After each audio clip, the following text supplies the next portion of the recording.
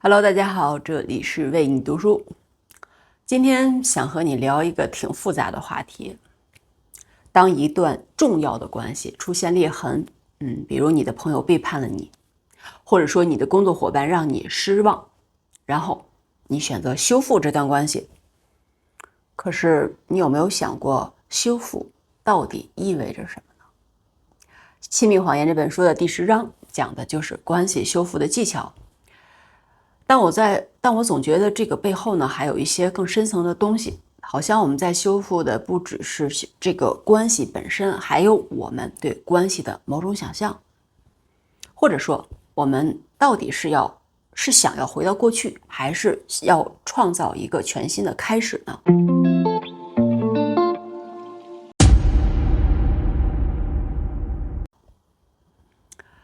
书里呢有一个叫安妮的人，他和某个重要的人对峙之后，就开始等待，等对方证明改变，等对方来消除他的猜疑。你知道那种感觉吗？就是我已经尽力了，现在轮到你了的那种心态。但我在想，这种等待里边是不是还有某种隐秘的权利感呢？就是当你站在道德高峰的时候，当你是那个被伤害的人，你突然拥有了一种特殊的权利、特殊的位置，你可以去判断，你也可以去要求，你也可以拒绝。就是这种位置吧，会不会让人有点上瘾？作者说呢，这是自掘坟墓，但我觉得可能比这个还复杂一些。也许安妮她不只是在等待对方做改变，她也在享受这个等待时候的这种掌控感。也许这样说，是不是有一点太苛刻？我也不确定。但我确实观察到，包括我自己在内，很多人在关系冲突以后，都会有这种微妙的心理，明明想要和解，却又舍不得放下那种我是对的那种感觉。你们有过这种类似的体验吗？那种矛盾的状态，既想修复关系，又不想失去道德优势感的那个复杂时刻。也许这就是关系修复面临的真正的难点，它并不是技巧的问题，而是我们愿不愿意从那个受害者的位置上走下来。还有一个更尖锐的问题，书里讲的那个有一个艾丽森，她和对方对峙以后呢，对方已经在接受心理咨询，已经做出了具体的改变的时候，她还是想让对方继续痛苦。让我想到了一个词，正义。我们对惩罚的渴望是不是源于某种朴素的正义观呢？就是那种你让我痛苦了，所以你也应该痛苦的那种平衡感。不过这里还有一个悖论，就是如果你真的想要修复关系，想要重新连接，那么让对方痛苦实际上是在推远你们之间的距离啊。可是如果你不惩罚对方呢，你内心的那种不平衡感又无法化解，所以你到底想要什么？是要正义还是要连接呢？我觉得这个问题触及了人性中很深层的东西。我们都有一种很原始的冲动，以眼还眼，以牙还牙，但同时呢，我们又渴望爱与连接。作者在书中提到了反馈机制，说要用反馈替代惩罚，听起来很理性很成熟，但是说实话，当你真的被深深伤害的时候，你还能保持那种理性吗？我觉得不太现实。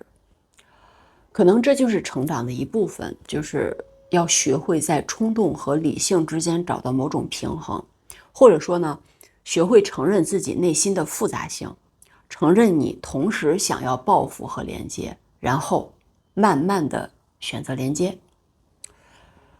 这个过程可能比任何技巧都更加的重要。书里还描绘了一个有趣的现象，就是当你决定修复一段关系的时候，周围还会有各种的声音。朋友说他不值得原谅，家人说你怎么知道他不会再犯呢？甚至你自己的大脑也在播放那些负面的电影。这些声音哪些是有用的，哪些是噪音呢？书里讲到的是指导是要建立边界，要学会过滤外部的建议。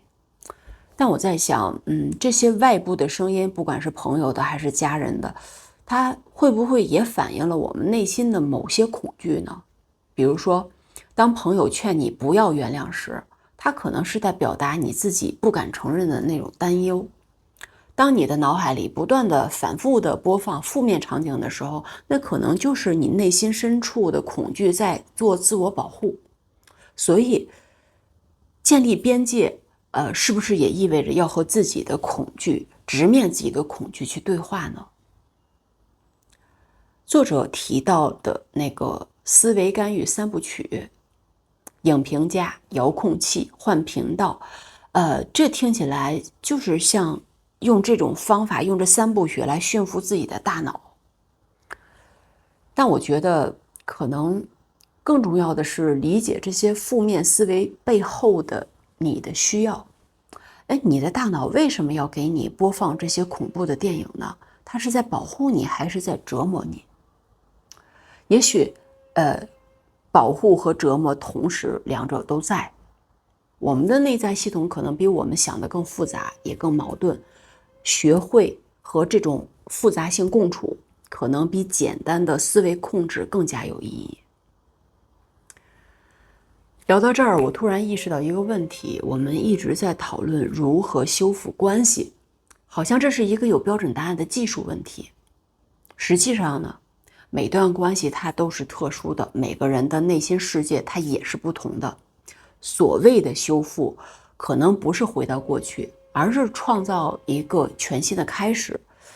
而这个过程充满了不确定性，因为你不知道对方会不会真的改变，你也不知道自己能不能真的原谅，甚至你也不知道这段关系最终会走向哪里。但也许这种不确定性本身，它就是人和人之间关系的本质。爱、友谊、信任等等，这些都不是可以量化的东西，它们更像是在混沌中去摸索的过程，有时候很清晰，有时候也很模糊。亲密谎言这一章给了我们很多实用的工具，但我觉得更加珍惜的、更加珍贵的，可能是它提醒我们，关系是动态的，人也是在不断成长的，而我们有选择的自由，选择留下或者选择离开，选择原谅或者是选择保护自己，选择先相信或者是选择一直怀疑。没有对错，只有选择和后果。好了，今天我们就聊到这里。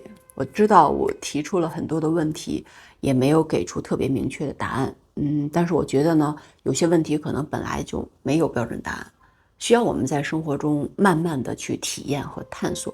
可能人生的价值就是这种体验和探索。关于关系修复，你有什么想法？你遇到过类似的情境吗？你是如何处理的？欢迎在评论区分享你的故事和你的思考。我们不需要达成共识，但是可以相互启发。下一次我们聊亲密关系的另一章，假如你选择离开，关于结束关系的智慧，关于放手的艺术。感谢收听，我们下次见。